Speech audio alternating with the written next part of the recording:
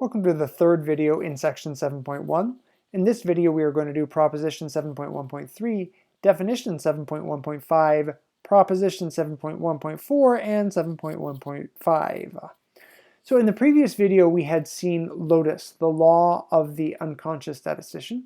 And what that said is that we could find the expected value of a function t of another random variable x by using the distribution of x. And in particular, that lets us have access to a property of the expected value called linearity. And so if x is a random variable, if a and b are real numbers, and if t is a linear function of x, ax plus b, then the expected value of t, which is the expected value of ax plus b, can be calculated as a times the expected value of x plus b. And this actually is a property that follows directly from the definition of the expected value in terms of the sigma or the integral. The linear properties follow directly from the properties of those mathematical objects. Definition 7.1.5, the variance of a random variable x with expected value mu is e of x, is defined also in terms of the expected value of a function. The function this time is capital X minus the mean mu squared. So it is the deviations, right? The deviations or the distance, the subtraction of all values x can take from the mean of the distribution and then squared. So the standard deviation, again deviation being this distance here between x values and the mean, the standard deviation of a random variable x is denoted sigma or sigma sub x, and it is the square root of the variance. Proposition 7.1.4 is the computational formula for the variance. The definition, while useful to understand where these objects come from and why they are what they are, is not particularly useful for calculating the variance of a random variable. The computational formula is typically what is used instead.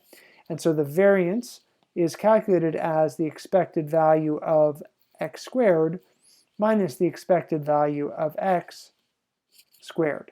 And that again can be proven, we're not going to do it, but it can be proven by using the expected value, the linearity, and the properties of either the sigma or the integral that is being used.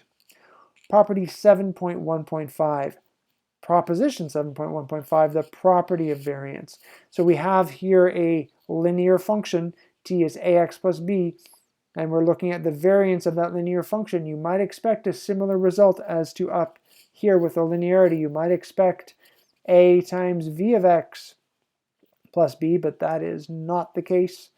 If we have a the variance of a linear function, ax plus b, it turns out to be a squared times v of x.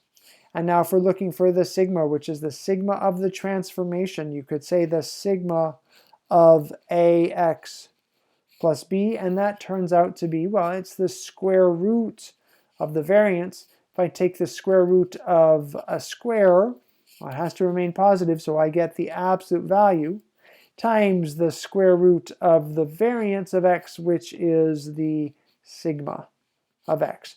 So the sigma for t can be calculated in terms of the sigma for x multiplied by a scaling factor of the absolute value of a.